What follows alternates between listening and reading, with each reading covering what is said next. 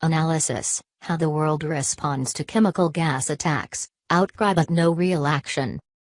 Even by the gruesome standards of World War I, April 22, 1915, was ghastly. On that day, Germany unveiled a weapon it had been working on for years, chlorine gas. Soon after its release, French soldiers began choking.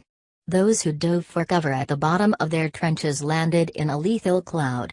The Allied line was absolutely covered with bodies of gassed men, British soldier Lendon Payne told The Week. Must have been over 1,000 of them. Thus launched the chemist's war, a scramble to meet horror with horror.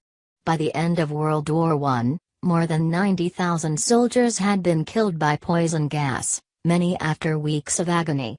1 million more men had been blinded or injured for life. Of course, chemical weapons accounted for a small fraction of the war's 17 million deaths. But world leaders reacted quite viscerally to their use. Perhaps, chemical weapon historian Jonathan Tucker observed in his book War of Nerves, there is an innate human aversion to poisonous substances. Or else, he posited, their use seemed cheap somehow, a duplicitous use of poison by the weak to defeat the strong without a fair physical fight. Other researchers have suggested that chemical gas inflicts a particular kind of psychological torture. People fear gas in a way they don't fear conventional weapons.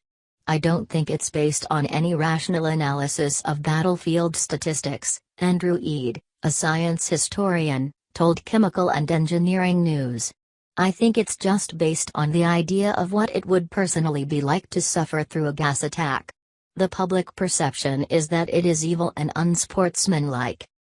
By 1925, the League of Nations had drafted a treaty to ban the use of such gas during war. Most countries signed.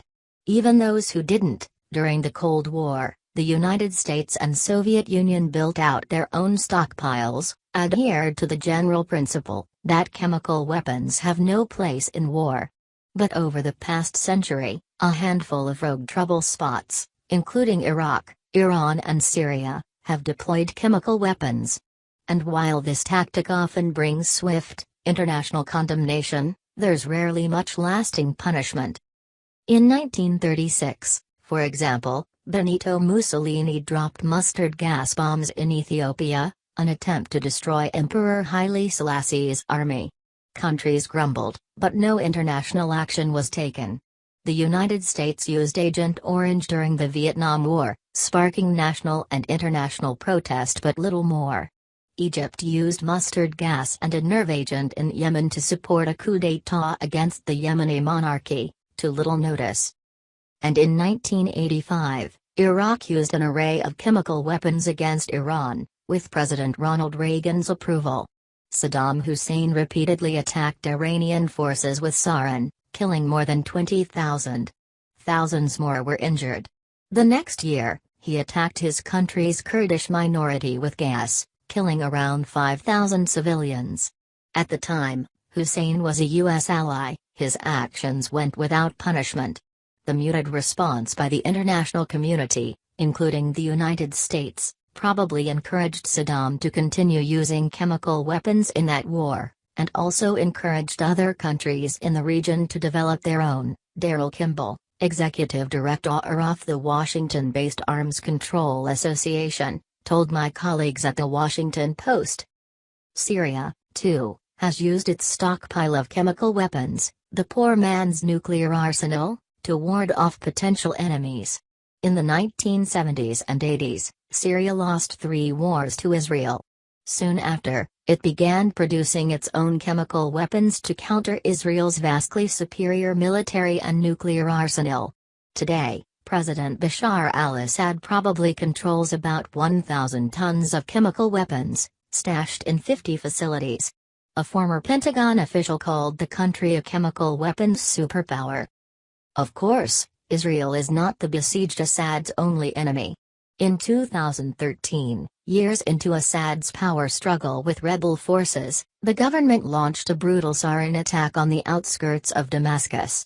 According to the White House, Syrian officials killed nearly 1,500 people, including more than 400 children.